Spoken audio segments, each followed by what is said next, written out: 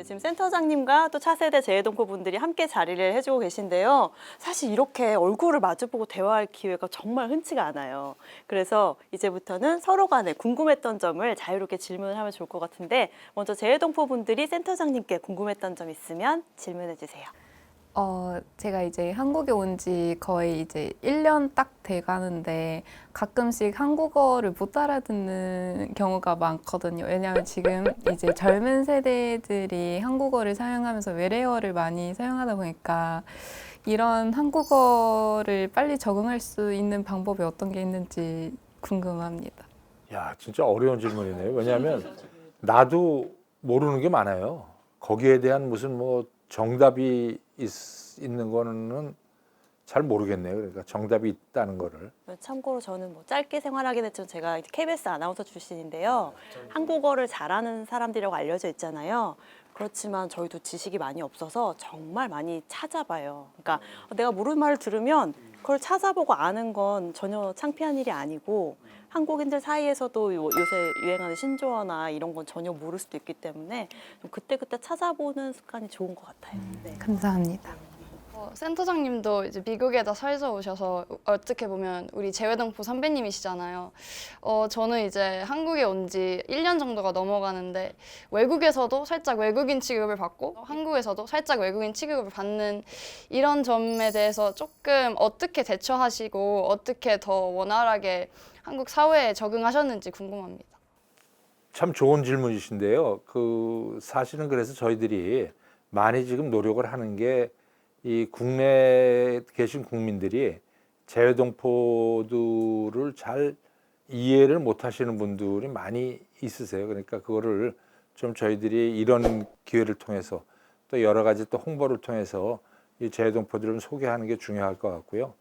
뭐 저 같은 경우는 25살에 미국을 갔으니까 돌아왔을 때도 별로 그렇게 큰 어려움은 없었어요. 근데 거기서 태어나신 분들 대한민국에 다시 돌아오게 되면은 처음에 맞지 않는 부분이 많으실 텐데 점차로 부딪히면서 배워가면서 느껴가면서 게 가야 되는 방법밖에 없지 않나 그런 생각이 드네요. 센터장님 그 25에 처음 미국 가셨을 때 그때는 좀 힘드셨을 것 같아요. 아, 그렇죠. 그러니까 제가 요즘에 뭐 계속 그런 얘기를 합니다만은 세상이 참 50년 만에 이렇게 바뀔 수가 있구나 하는 걸 제가 느끼게 돼요. 왜냐하면은 제가 갔을 때만 해도 김치를 못 먹었어요. 왜냐하면은 미국 사람들, 미국 친구들이 김치 냄새 난다고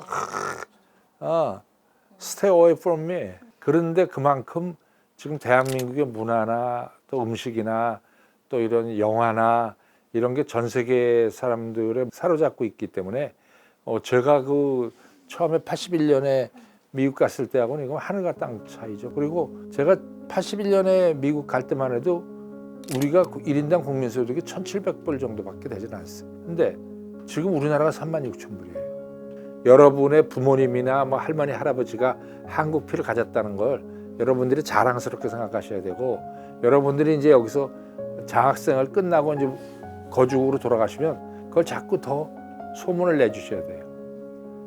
그게 여러분들의 미션입니다. 그래서 대한민국이 좀 더 발전하는 나라로 나갈 수 있도록 하는 원동력이 여러분들한테 있다는 걸 여러분들이 명심해 주셔야 됩니다. 너무 좋은 말씀 감사합니다. 네. 또 다른 질문 있으실까요? 많은 자료, 그러니까 재외국민에 대해서 많은 자료를 찾고 싶은데 마침 이제 저희가 첫 게스트로 여기 자료실에 왔잖아요. 여기 책이 엄청 많은데 혹시 이 책들을 쉽게 접할 수 있는 방법이라든지 아니면 자료실에서 책을 빌릴 수 있는 방법이 따로 있을까요? 여기에 있는 저 책들은 저희들이 구입한 책들도 있지만은 대부분의 많은 책들이 이 재외동포들이나 또 국내에 계신 국민분들이 기부하신 책이 많아요. 왜냐하면 본인들이 그런 귀중한 자료를 갖고 있는데 이 자료를 어떻게 쓸지를 모르시는 분들이 많습니다. 그러니까 그 재외동포에 대한 그 서적을 저희들한테 기증을 해주시면 저희들이 여기서 잘 보관을 하고 후손 대대로 볼 수 있도록 저희들이 준비를 하고 있습니다. 그러니까. 혹시 올해 진행할 프로젝트나 행사 중에 가장 기대되는 행사 있나요? 저희들의 가장 메인 핵심이 차세대 재외동포 정책성 함양입니다. 그러기 위해서 저희들이 청소년 모국연수, 즉 고등학생 모국연수, 다음 대학생 모국연수가 있어요. 그러니까 6월, 7월, 8월 이 기간 동안에 올해는 2,600명의 우리 청소년 대학생들을 모국으로 불러야 됩니다. 저희들이 뭐 2,600명 하니까 굉장히 많다고 생각하는데 사실은 전 세계에서 가장 잘하는 나라가 이스라엘이에요. 이스라엘은 보통 1년에 매번 5만 명씩 초청을 합니다. 오. 네. 그러니까 저희 재외동포 협력센터도 여기 계신 분들을 비롯해서 이제 들어오시는 우리 젊은 친구들한테 그들의 뿌리를 알려주는 게 저희들의 사명이고 올해 이제 가장 기대가 되면서도 걱정인 게 왜냐하면 그분들이 좀 더 편안하고 쾌적한 상황에서 그 연수를 받고 가고 또 사고가 나면 안 되잖아요. 엄마 보고 싶다고 우는 친구들이 꽤 있어요. 그래도 나중에는 다 좀 즐거워하고 나중에 뭐 다 가기 헤어지기 싫다고 싫어서 울죠. 가기 싫다고 울죠. 일단 2번 우는군요. 처음에 낯설고 그래서 울고 나중엔 가기 싫어서 울고. 네. 그러면 이제 한 번씩 질문하셨으니까 이번엔 센터장님께서 우리 재외동포 분들에게 궁금하신 점 있으시면 질문해 주세요. 한국에 어떻게 오게 되셨는지 또 어떠한 그 계기가 돼서 그런 걸 한 번씩 좀 말씀해 주시면 좋겠네요. 저는 사실 되게 어릴 적부터 한국에 대해서 많이 몰랐지만 좀 애정이 컸던 것 같아요. 뭐만 하면 이제 한국 애국가다, 뭐 한국 국기다 이러면서 되게 한국에 대한 관심이 많았는데요. 외국에 살다 보니까 친구들이 아무리 좋아도 환경이 아무리 좋아도 완전히 제 고향같이 느껴진 적이 없었어요.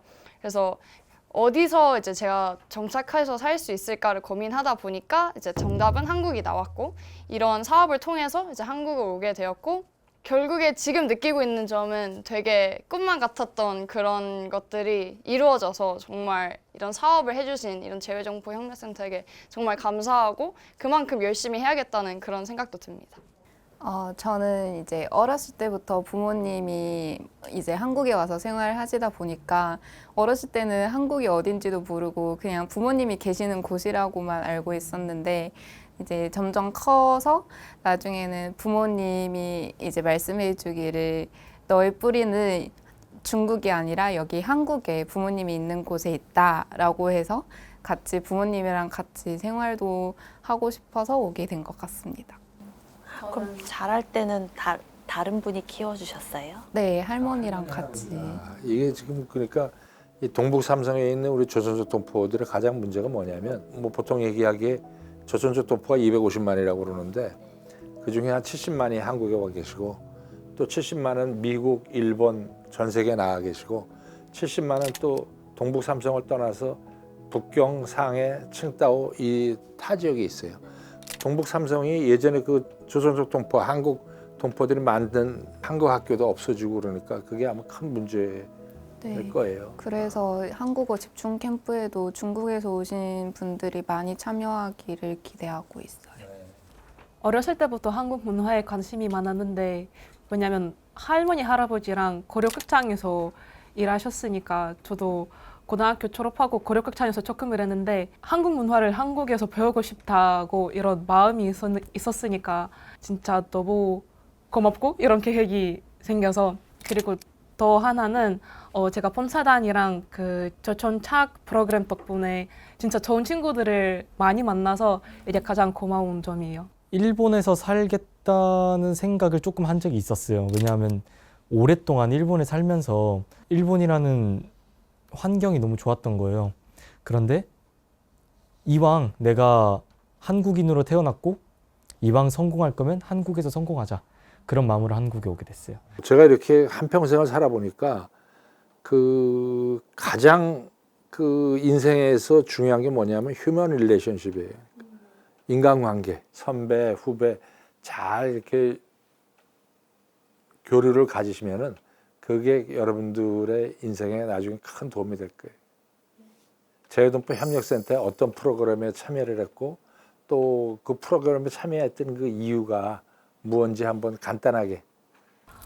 저는 우선은 당연하지 본사단 오케이 프렌즈 캠프 가장 기억에 남고 근데 이것뿐만 아니라 우리 초청 차학생 프로그램에서 역사문화 체험 프로그램이 있는데 그 프로그램이 항상 너무 재미있고 이 프로그램 덕분에 여행을 많이 가봤으니까 근데 아쉬운 점은 가끔씩 이 프로그램이 각 그 기말고사 전에 진행하니까 그래서 제가 2번씩, 3번씩 항상 밤새 하고 숙제를 하는 거예요.